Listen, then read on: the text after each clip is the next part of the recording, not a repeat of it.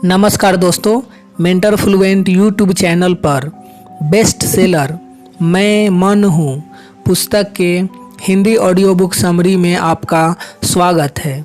Episode 16 आत्मविश्वास। यह तो आप सुनते ही आए होंगे कि आत्मविश्वास सफलता की कुंजी है। बिना आत्मविश्वास के कोई बात नहीं बनती। सब एक दूसरे को आत्मविश्वास बढ़ाने की सलाह देते भी नजर आते हैं, परंतु वास्तव में यह आत्मविश्वास क्या है, यह बहुत कम लोग जानते हैं। मन के अन्य गुणों की तरह यह आत्मविश्वास भी मनुष्य का स्वाभाविक गुण होता है। इसे पाया या बढ़ाया नहीं जा सकता। इस बात को समझने से पूर्व थोड़ा मनुष्य की परम स्वतंत्रता को समझे, मेरी स्वतंत्र उड़ानों को समझे। पूरे विश्व की सारी शक्ति एक होकर भी मुझे यानी आपके मन को किसी बात के लिए एक क्षण को भी मजबूर नहीं कर सकती। पूरे विश्व की सेना भी एकत्रित होकर किसी एक मनुष्य पर इस बात के लिए दबाव नहीं डाल सकती कि उसे फला वस्तु को हमेशा के लिए भूलना होगा। वह न भूलने के लिए स्वतंत्र ही है। वह भूल गया का अभिनय कर पूरी सेना को बेवकूफ़ तो बना सकता है, परंतु वास्तव में भूलना न भूलना उसके ही हाथों में होता है।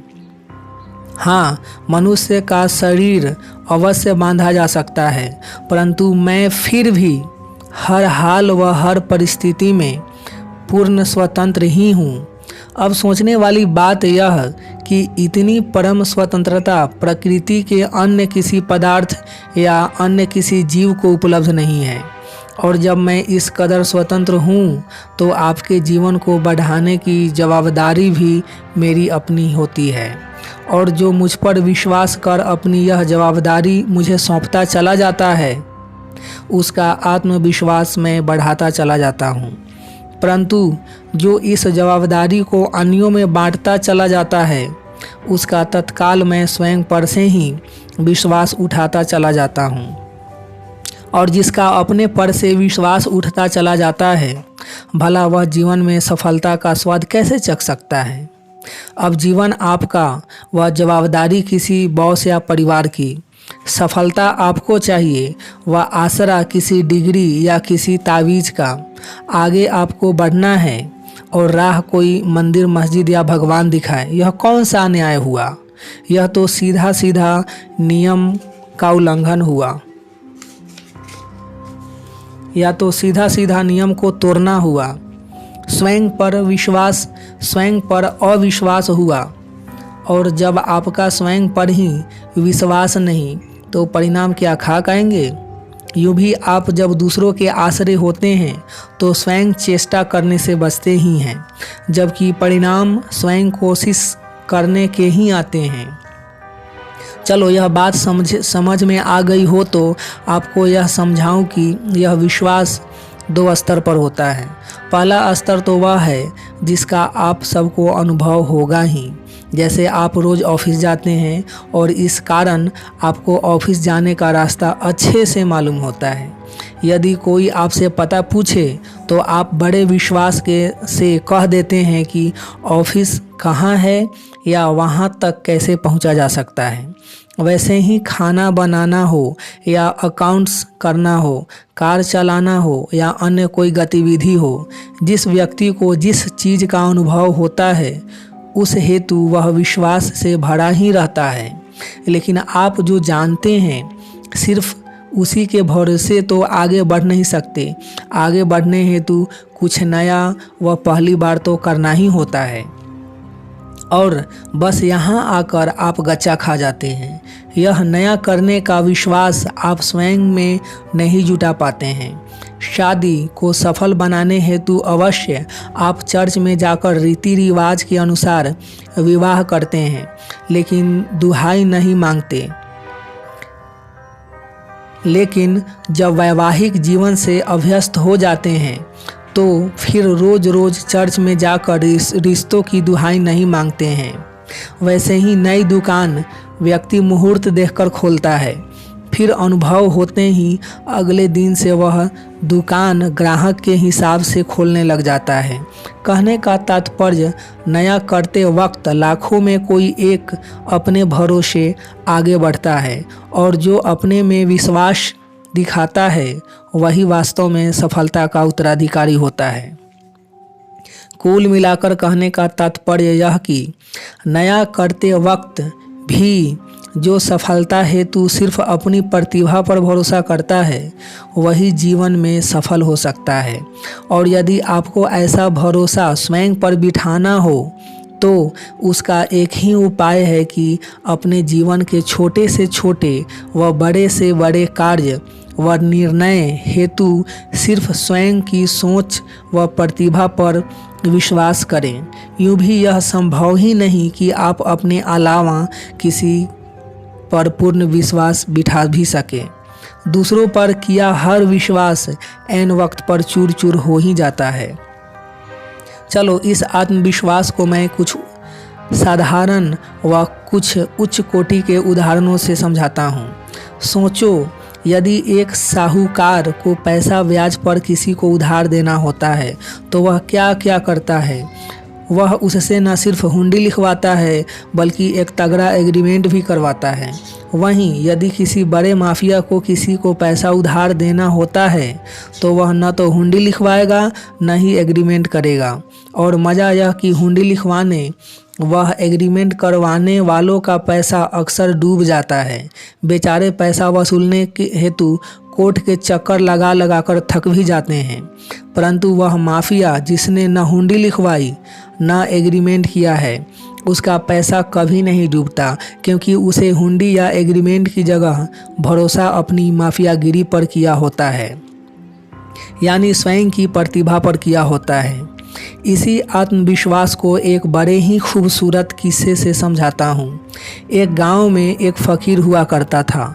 बड़ा ही ज्ञानी व करुणा से भरा हुआ फकीर था। वह पूरा गांव उसकी बड़ी इज्जत करता था।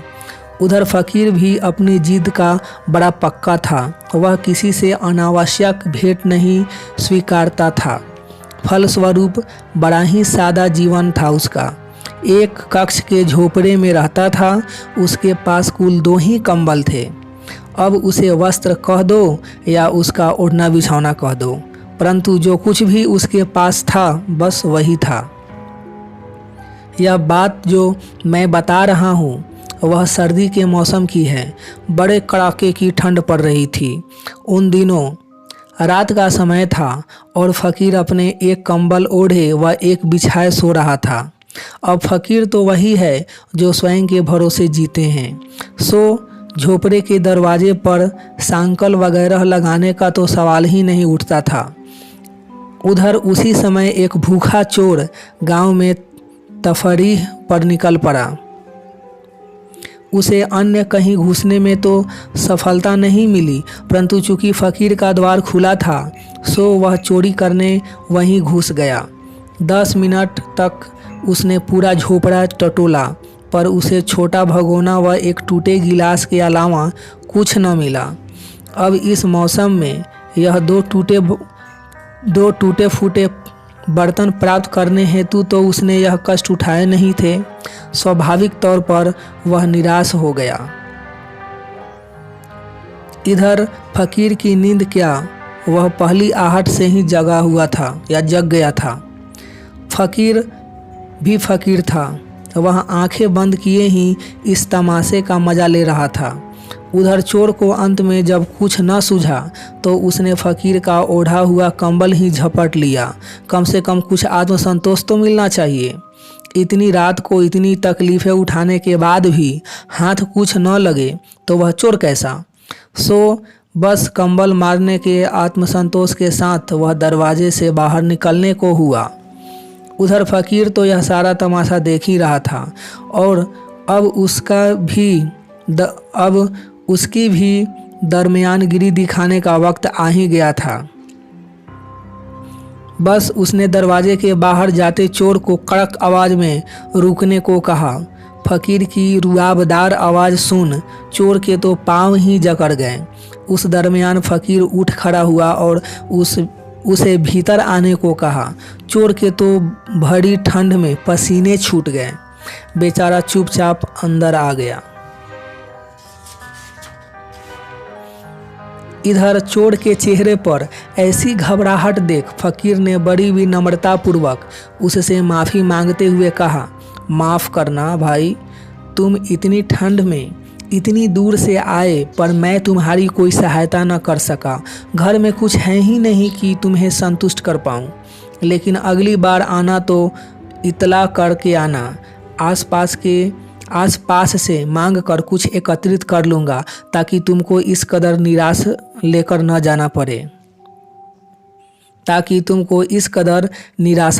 जाना पड़े। उधर चोर जो पहले ही फकीर के कड़क आवाज़ सुन घबराया हुआ था, फकीर का ऐसा हसीन प्रस्ताव सुनते ही बर्तन के साथ साथ उसके हाथ से कंबल भी छूट गया। बौखला तो ऐसा गया कि बिना कुछ लिए ही भागने को हुआ। यह देख फकीर ने फिर गरजते हुए उससे कहा, जो लेकर जा रहे थे वह सब तो लेकर ही जाना होगा, और हाँ, जाते वक्त यह दरवाज़ा जरा सरका देना ताकि ठंड से बच सकूं। बेचारा चोर, उसकी हालत तो हो चुकी थी कि वह फकीर का हर हुक्म मानने को बाध्य हो गया था। उसने वह फेंका कंबल व बर्तन फिर उठाए और जैसा कि फकीर ने कहा था दरवाज़ा अड़ाकर चलते बना। यहाँ तक तो सब ठीक, पर सुबह ही सुबह वह पकड़ा गया। अब फकीर के कंबल से पूरा गांव परिचित था। सबको क्रोध भी बड़ा आ रहा था। दुष्ट को चोरी करने के लिए क्या यह सज्जन फकीर ही झोपड़ा मिला था? दुष्ट को चोरी करने के लिए क्या यह सज्जन फकीर का ही झोपड़ा मिला था? बस पकड़ कर उसे पंचायत में पेश कर दिया गया। उधर यह खबर उड़ते उड़ते फकीर के पास भी पहुंची। वह तुरंत दौड़ा पंचायत जा पहुंचा। उसने वहां जाकर साफ कहा कि यह कंबल व बर्तन उसने चुराए नहीं हैं, मैंने ही उसे यह ले जाने को कहा था। यह तो बड़ा ही सज्जन व्यक्ति है। उसने जाते जाते मुझे ठंड न लगे इस ख्याल से घर का दरवाज़ा तक अड़ा दिया था। खैर, पंचायत ने तो फकीर के बयान के बाद उसे छोड़ दिया, पर चोर का रो रो कर बुरा हाल हो गया। वह फकीर के चरणों में ही गिर पड़ा। उसने फकीर से उसे अपना सेवक बनाने की रट ही पकड़ ली। कुछ आनाकानी कर फकीर ने उसे सेवा का मौका देना तय किया और उसे अपने साथ घर ले आया। कहने की ज़रूरत नहीं कि उस चोर के साथ साथ फकीर के कंबल व बर्तन भी घर वापस लौट आए। यह तो ठीक, पर घर लौटने ही फकीर उस चोर पर खूब हंसा और हंसते हुए ही बोला, देखी मेरी चाल, मेरे कंबल व बर्तन तो वापस लौट ही आए, साथ में सेवा करने हेतु एक सेवक भी ले आए। फकीर का कोई सौदा कभी घाटे का नहीं होता। इसे कहते हैं आत्मविश्वास। वह जानता ही था कि उसका कंबल पचाना आसान नहीं। निश्चित ही यह फकीर का अपनी फकीरी पर विश्वास का श्रेष्ठ दृष्टांत है। बस इसी आत्मविश्वास की मैं बात कर रहा हूँ। मनुष्य का अपनी काबिलियत व नियत पर पूर्ण विश्वास ही आत्मविश्वास है। दूसरा कोई आत्मविश्वास संसार में होता भी नहीं है। यदि आपको अपनी काबिलियत पर विश्वास नहीं होगा तो कोई भी कार्य आप किसी भी विश्वासपूर्वक नहीं कर पाएंगे। वैसे ही यदि आपको अपनी नियत पर विश्वास नहीं होगा तो हर कार्य करने से पहले हजारों विचार करेंगे कि यह पाप तो नहीं, यह बुरा तो नहीं, यानी कार्य हेतु पूरी तरह शास्त्रों व समाज पर निर्भर रहेंगे। और जो विचार हेतु दूसरों पर निर्भर हो वह कैसे कोई कार्य विश्वासपूर्वक कर सकता है। लेकिन जिसे अपनी नियत पर भरोसा है वह शास्त्र और समाज क्या कहते हैं कि परवाह ही क्यों करेगा, क्योंकि वह जानता है कि वह जो भी करेगा वह पुण्य भी है और अच्छा भी है ही। वह तो बिना किसी प्रतिसाद की आशा के और बिना कौन क्या सोचेगा की चिंता किए सीधे विश्वासपूर्वक उसे जो करने योग्य लग रहा है कर ही डालेगा। सो कुल मिलाकर कहने का तात्पर्य यह कि चूँकि प्रकृति से मनुष्य को पूर्ण स्वतंत्रता उपलब्ध है, इसलिए अपना जीवन सफल बनाने की जिम्मेदारी भी उसी की होती है। जीवन सफल कार्यों से बनता है और कार्य बिना विश्वास के किए नहीं जा सकते और विश्वास बगैर अनुभव के आ ही नहीं सकता।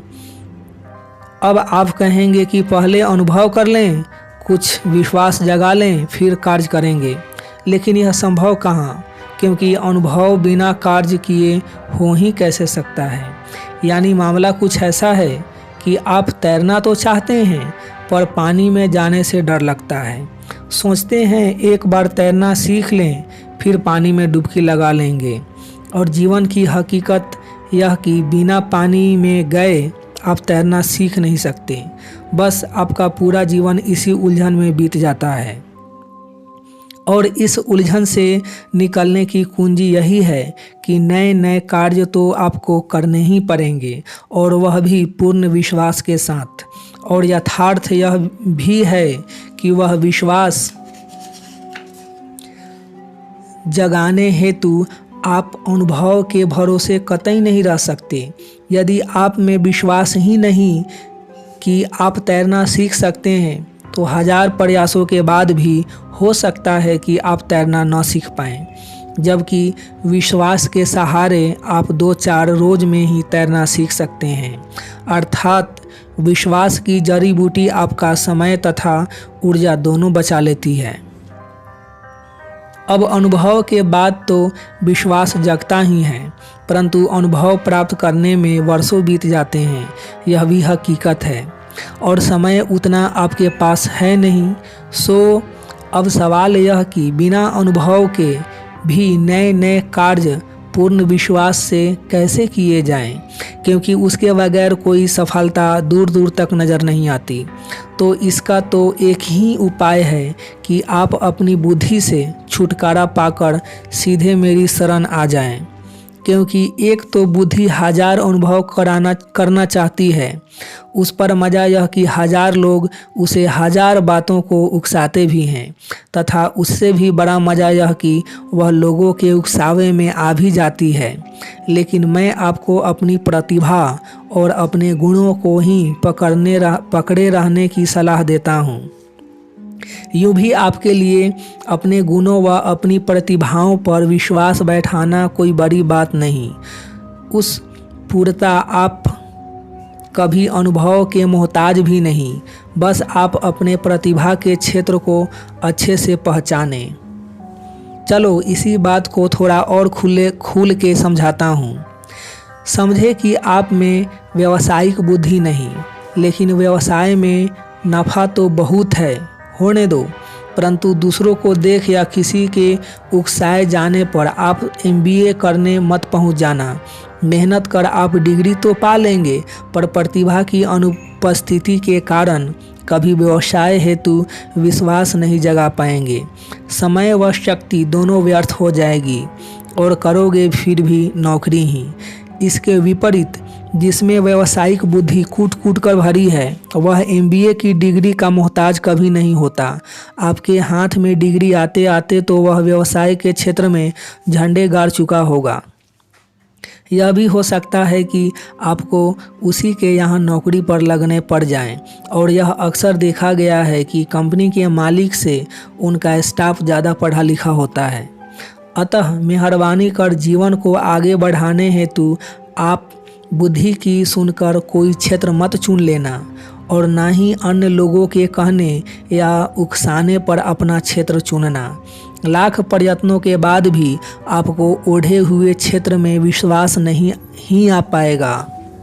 आपका क्षेत्र वही है जिसमें आपकी प्रतिभा है, और जिस क्षेत्र की आप में प्रतिभा होगी उस कार्य में आपका विश्वास स्वतः ही जग जाएगा।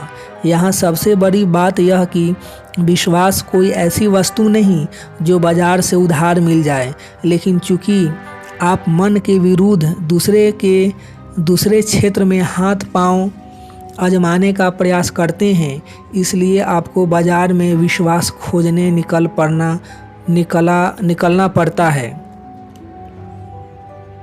और वहाँ किस्म किस्म की दुकानें लगी पड़ी हैं। कोई तरह तरह की डिग्रियां सजा कर बैठा है तो कोई मंत्र व तावीज़ लिए तैयार खड़ा है। आप वहाँ से विश्वास खरीद भी लाते हैं, परंतु वह आपके किसी काम नहीं आता, क्योंकि यह मेरे नियम में फिट नहीं बैठता है। उल्टा इससे आपका बचा खुचा विश्वास भी चकनाचूर हो जाता है। बस इसी कुचक्र में पूरी मनुष्य जाति फंसी हुई है। एक नहीं अनेक कारणों से पहले तो वह गलत जगह पर हाथ पांव मारती है, फिर बात न बनने पर विश्वास खोजने निकल पड़ती है। इससे और विश्वास खो जाता है, फिर तो और हाथ पांव मारना और औंधे मुंह गिरने पर और नए नए विश्वास खोजने निकल पड़ना, यही उसका जीवन हो जाता है।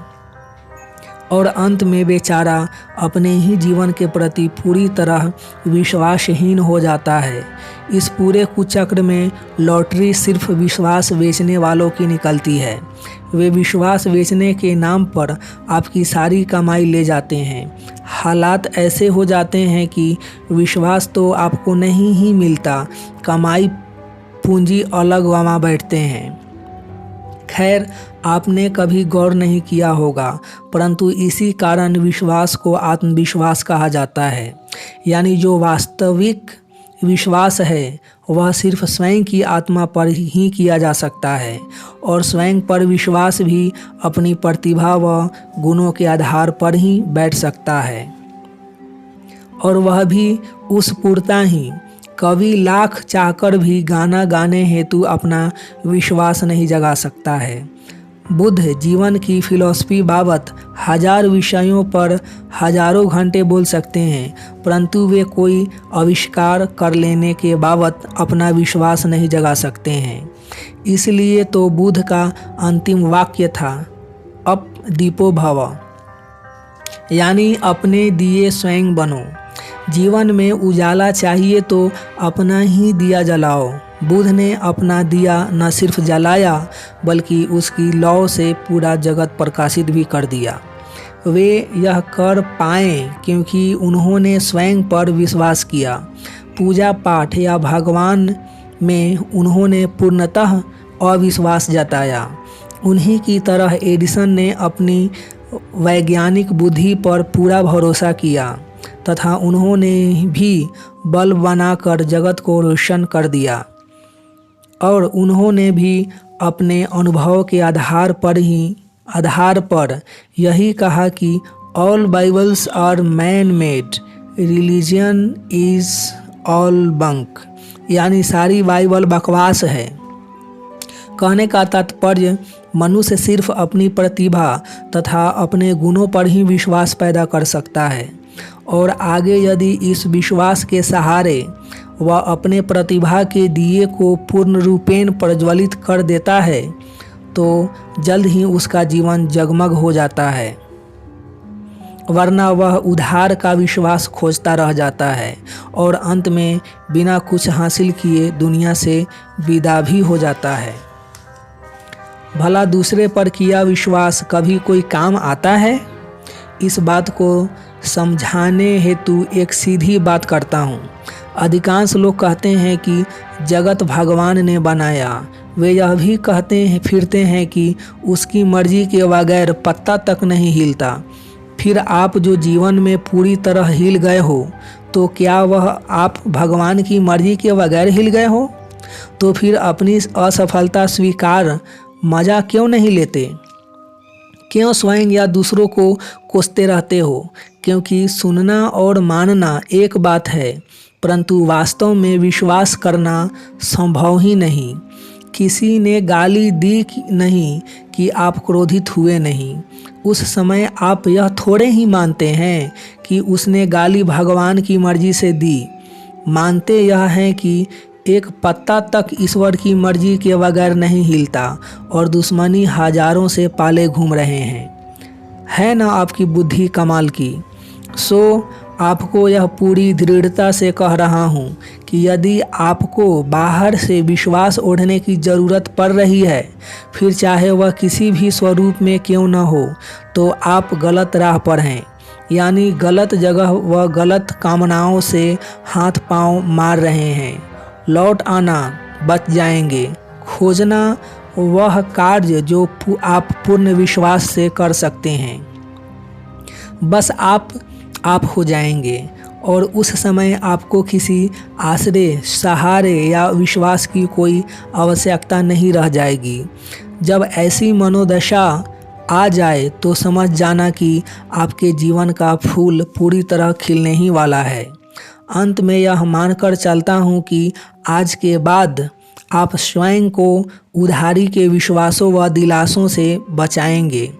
जीवन आपका, कार्य व अनुभव आपका, सफल बनना आपको है। विश्वास अपने अलावा किसी पर कर ही कैसे सकते हैं। आप प्रतिभावान हैं, दूसरों के आश्रय, सहारे या विश्वास की ज़रूरत ही क्या। बस देखिए आप कैसे क्या से क्या हो जाते हैं।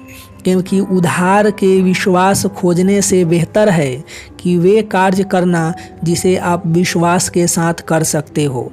क्योंकि आपका विश्वास ही वह मार्ग है जो आपको आपकी मंजिल तक पहुंचा सकता है।